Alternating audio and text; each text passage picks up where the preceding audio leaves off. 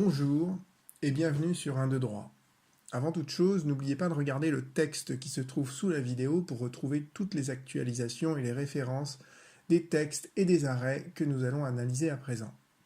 Aujourd'hui, je voudrais aborder la question suivante. À l'occasion d'un procès, une des parties, c'est souvent le salarié, invoque une convention collective ou un accord d'entreprise sans autre précision, sans savoir exactement ce que dit la convention collective ou l'accord d'entreprise. La question est donc, le juge doit-il rechercher la convention collective applicable ou l'accord d'entreprise applicable? Et la réponse à cette question nous est donnée par la Cour de cassation. Pourquoi la question est importante? Parce que si l'on regarde l'évolution générale du droit du travail sur les 10 dernières années, tout a été fait pour promouvoir les conventions collectives et les accords d'entreprise, à tel point que les conventions collectives et les accords d'entreprise sont devenus prioritaires sur des pans entiers du Code du travail. Je vous renvoie sur ce point à mon autre vidéo intitulée La réforme du Code du travail, la négociation collective, qui est mentionnée en dessous de cette vidéo. Mais vous comprenez bien que si l'on promeut les conventions collectives et les accords d'entreprise aux dépens du Code du travail, alors par la force des choses, le contentieux devant le juge va porter de plus en plus sur les accords collectifs, leur application, leur contenu, leur interprétation. Les deux branches de l'alternative sont simples. Quel est l'office du juge ?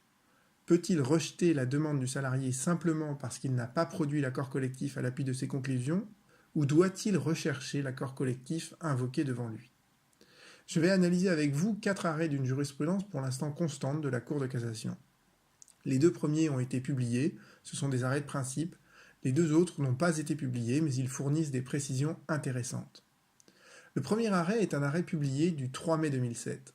La Cour d'appel avait rejeté les demandes d'un salarié en retenant il allègue un accord d'entreprise sans le produire.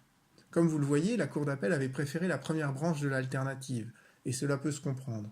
Les juges sont surchargés de travail, ils n'ont pas le temps ni l'énergie de pallier la carence des parties qui se présentent devant eux, et si les parties sont mal défendues, si elles ne connaissent pas exactement leurs droits, pourquoi le juge devrait faire le travail à leur place? Et pourtant, la Cour de cassation casse la décision. Son raisonnement s'articule autour de 2 propositions. Le principe, le juge n'est pas tenu de rechercher s'il existe un accord d'entreprise applicable au contrat de travail qui lui est soumis. Cette affirmation est conforme aux principes généraux de la procédure civile. Le procès est la chose des parties. Les parties fixent donc l'objet du litige en fonction des arguments qui sont mentionnés dans leurs conclusions respectives. Le juge n'a pas à s'écarter des conclusions des parties, et cela évite d'ailleurs des mauvaises surprises. Donc concrètement, si ni le salarié ni l'employeur n'invoquent un accord collectif dans leurs conclusions, le juge n'a pas à rechercher si un accord collectif existe pour trancher et résoudre le litige. Mais à ce principe, la Cour de cassation pose une exception. Lorsqu'une partie invoque un accord d'entreprise précis, le juge doit se procurer par tout moyen ce texte. Pourquoi ? La Cour de cassation nous le précise. Parce que cet accord collectif contient la règle de droit éventuellement applicable au litige. Et c'est très intéressant. Cela nous révèle en fait la nature juridique des conventions collectives. Dans la manière dont elles sont négociées, conclues, révisées, dénoncées, les conventions collectives ressemblent à des contrats, et leur régime juridique s'inspire largement du droit des obligations du Code civil qui s'applique à tous les contrats. Mais par leurs effets, les conventions collectives s'apparentent parfois à des lois et des règlements comme le Code du travail. Je prends un exemple. Une convention collective qui a fait l'objet d'un arrêté d'extension, elle s'applique à toutes les entreprises qui entrent dans le champ d'activité couvert par la convention collective, y compris les entreprises qui n'ont pas adhéré à la convention collective, y compris celles qui sont affiliées à une organisation patronale qui n'a pas adhéré à la convention collective. Donc vous le voyez, une convention collective peut parfois produire des effets qui dépassent les effets d'un contrat et qui s'apparentent à une véritable loi. C'est pour cela qu'on dit que les conventions collectives ont une nature juridique hybride. Comme leur nom l'indique, c'est des conventions, donc a priori elles produisent beaucoup des effets d'un contrat, mais elles produisent aussi des effets qui ressemblent à ceux d'un règlement ou d'une loi. Et ici, la Cour de cassation privilégie l'aspect paralégislatif de la convention collective. Dans le deuxième arrêt publié, qui date de 2011, la Cour de cassation retient Il appartenait à la Cour d'appel de trancher le litige conformément à la règle de droit conventionnel applicable. Elle ne pouvait refuser de statuer en se fondant sur l'insuffisance de justification par le salarié du mode de calcul d'indemnité conventionnelle qu'il sollicitait. Elle a donc méconnu son office et violé les articles 4 et 12 du Code de procédure civile. L'arrêt de 2011 confirme donc celui de 2007. Que nous disent les articles 4 et 12 du Code de procédure civile? L'article 4 énonce l'objet du litige est déterminé par les prétentions respectives des parties. C'est ce qu'on appelle le principe dispositif, ou selon l'expression, le procès est la chose des parties. Et l'article 12 dispose quant à lui que le juge tranche le litige conformément aux règles de droit qui lui sont applicables. Ici encore, la Cour de cassation affirme que la convention collective contient la règle de droit conventionnel applicable au litige. Et il serait aberrant que le juge tranche un litige sans appliquer la règle de droit, car sinon, à quoi sert le juge? Examinons maintenant deux arrêts non publiés.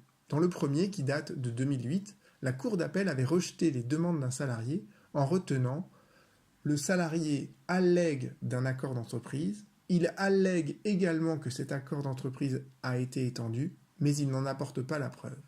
Comme je vous l'ai rappelé dans cette vidéo, un accord étendu produit un effet particulier, il s'applique y compris aux entreprises qui n'ont pas adhéré à cet accord, dès lors qu'elles entrent dans son champ d'application. La Cour de cassation casse l'arrêt de la Cour d'appel.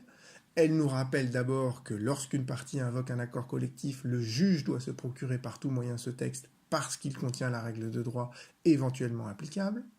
Et la Cour de cassation nous précise, et c'est cela qui est important, le juge doit aussi vérifier si cet accord a fait l'objet d'un arrêté d'extension. Pourquoi doit-il le vérifier? Parce que l'accord collectif contient la règle de droit, parce que l'accord collectif étendu s'applique à toutes les entreprises, y compris celles qui n'ont pas adhéré à l'accord collectif. Et j'en arrive au dernier arrêt.